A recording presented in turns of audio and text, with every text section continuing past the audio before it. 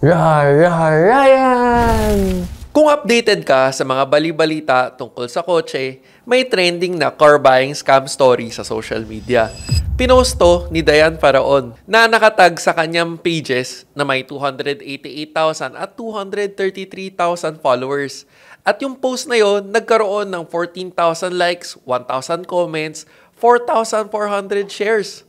Nakarating to sa atin, kaya gumawa tayo ng reaction video tungkol dito. Na kung saan diniscuss natin yung kanyang kwento. Yung Curie, paano nangyari, ano magandang gawin, paano maiiwasan. Luma na to, meron na silang bagong update. Ito ang post nila mula naman sa kanilang page na Lordia na may 1 million followers. Wow! Most popular Batanggenyo content creator pala sila ng 2024. At currently, habang ginagawa ko tong video na to, meron silang 6,800 likes, 1,100 comments, at 3,500 shares sa post na to. Mahabang kwento ulit to, pero isa-summarize ko para sa inyo. Talon Casa Modus Scam ang opener nila na may call out sa Toyota Philippines at Toyota Financial Services. May kasamang tag pa.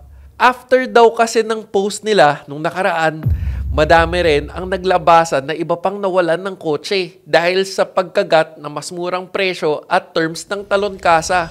At sa hangad daw na makamura ng konti, bangungot naman sa mga inosenteng consumer. At may pahayag kagad sila na may inside job daw sa mga tao na naglalabas ng sasakyan at mga tao na taga-Toyota. Na kung saan yung nakapaglabas daw ng mga kumpletong documents, 2 susi, at kung ano-ano, at maibenta pa raw ito ng mas mura. Sabay tanong niya na paano ito hinahayaan ng Toyota na makalabas ng sasakyan na walang sapat at safe na detalye ng taong naglabas. At sa case daw nila, nung pinabuklat daw yung info ng unang taong nag-release ng sasakyan, peke daw ang pagkatao nito. Pati IDs peke at iba rin ang pagmamay-ari nito. Tapos may 5 tao pa raw na pwedeng makontak pero cannot be reached na rin. Peke rin ang address. Ito siguro yung mga tao na ginamit for reference.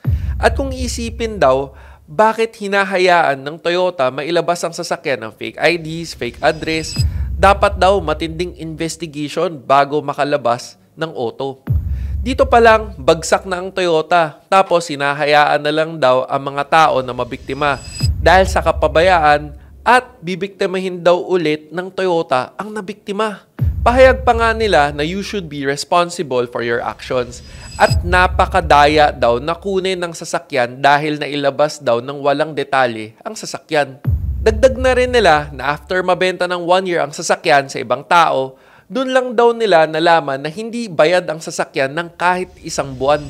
At mahiwagang na-transfer ng grupo ng tao na napagbilhan nila sa pangalan nila at napaverify pa sa LTO. Tapos ngayon, hahanapin daw ng Toyota Financing at hahatakin sa taong in good faith itong binili ng walang kalaban-laban.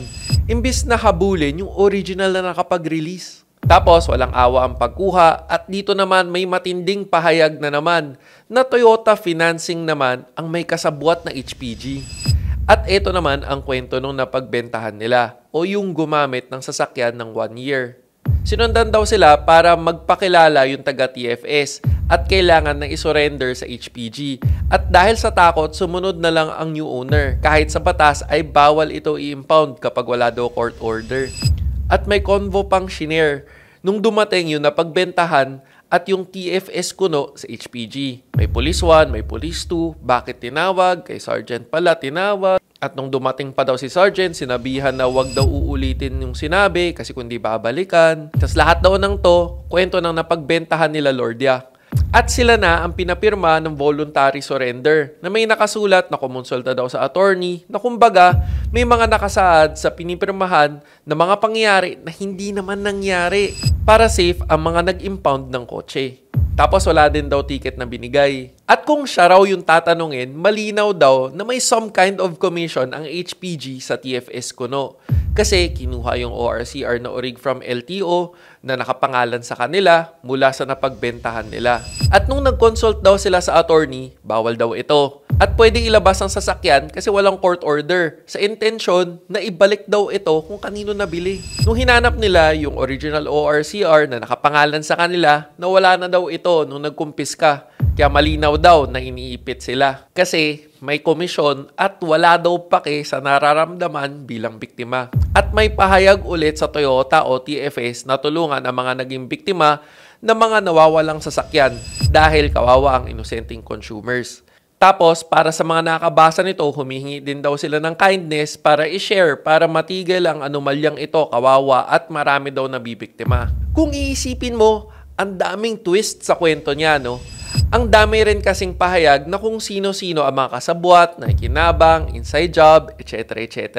Sa haba ng sinulat niya, tingin mo ba logical ang kwento niya? At dapat ba basta ka maniwala? I-explain ko kung paano ang ikot ng proseso at ano pa kaya ang posibilidad na twist sa kwento na ito. 'Di ba? Ang content ko ay para makatulong sa pagbigay ng proper information sa viewers, lalo na sa pag-promote ng critical thinking pagdating sa car ownership. Kaya don't forget to like the video and subscribe if you support my advocacy. Hashtag, alam mo ba na may battery palang Hitachi na ang pangalan na ngayon ay Toflong Battery? Tapos, ang slogan ng Toflong ay the heart of the vehicle. Kaya dapat, literal na tough na at long-lasting ang battery nila. Mga Japanese talaga, masyadong literal. At ito rin ay ginagamit na OEM battery ng mga Japanese car brands. JDM, number 1. Bago natin i-discuss ang mga sinabi nila, kung napanood mo tong unang episode natin tungkol sa kwento nila, iba ang tono ng kanilang post. Kwento ng isang na-scam na pagdating dito sa updated post na to, mukhang lumakas ang loob at ang dating ay tagapagsalita na sila ng lahat ng na-scam. Ganon rin ba ang dating sa'yo? Ito, isa sa mga greatest questions ko. Sino sila para magpahayag na in-inside job sila ng Toyota? Paalala ko lang, hindi nga sila yung mismong nakipag-transact sa Toyota, di ba? Binili nga lang nila ito sa marketplace sa Facebook mula sa isang individual na hindi nga nila makontak, ni hindi nga ahente ng kotse. Para sa kaalaman ng lahat, tuwing may talon ka sa scam, ang original na biktima dito ay ang financing institution. Sa sitwasyon na to, yung TFS. Explain ko lang. Yung hinihiyaw nila na Toyota Philippines, ito yung importer or manufacturer ng Toyota sa Pilipinas. Hindi yan nakikipag-transact sa individual. Binibigay nila yung trabaho na to sa mga dealers. Kaya walang kinalaman ang Toyota Philippines sa pangyayari sa kanila. Toyota dealer naman ang nagbebenta sa individual. At kapag kailangan ng financial assistance, andyan ang TFS. At para ma-release ang sasakyan mula sa dealer, yung financing arm ang mag-a-approve at magte-take ng risk pautangin si buyer. At obviously, yung buyer na yon, hindi niya ito pwede ibenta kasi hindi pa naman siya ang pagmamay-ari nito. Kung hindi, yung financing company. Kaso, fraudulent account nga ito. Hindi na nagbayad, binenta pa sa iba. Kaya ang tunay na biktima dito ay ang financing institution.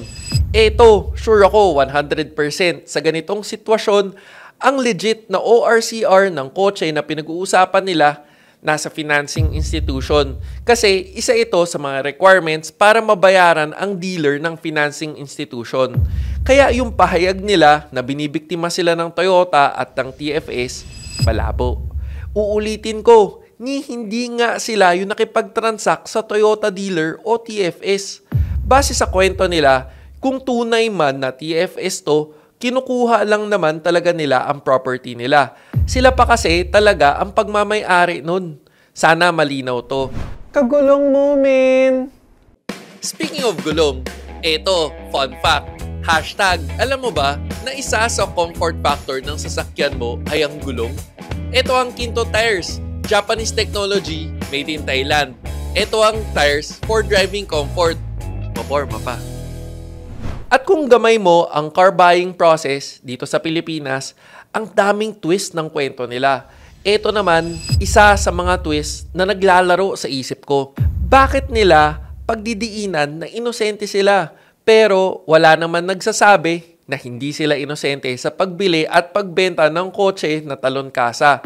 Tapos panahiyaw pa nila na in-inside job sila ng Toyota, TFS at HPG. Eto, nakita ko lang sa Google. Basahin nyo. Weird lang na ngayon, kaya nila magpabuklat ng info ng tao. bakit sa umpisa pa lang hindi nila kagad pinabuklat? Sana na-verify na nila kagad sa LTO, sino owner, at kung transferable ba ito. 'Di ba? As car buyers, dapat may due diligence ka. At yung tinuturo nila na magkakasabwat ang Toyota, TFS, HPG, sila ba ang nagbenta sa kanya? Bakit hindi niya habulin yung nagbenta sa kanya at yung nag-verify na orig na nakapangalan sa kanya yung ORCR? Ikaw ba, meron kang naisip na what if sa kwento ng biktima? At makatarungan ba na idawit ang Toyota, TFS at HPG sa sitwasyon na to? O isa na naman tong content creator na for the views? Gusto ko mabasa ang opinion mo sa comment section. Kung nakadagdag info tong episode na to sa'yo, please don't forget to like the video. At kung hindi ka pa nakasubscribe, baka naman para updated ka sa mga relevant car-related videos. Sana nakatulong. O teka, pag may nakalimutan man ako, comment down below. This is me, Real Ryan, bringing you real talk, real experiences, and real reviews. Don't forget to subscribe, like, and click the notification bell. Thank you for watching. Peace.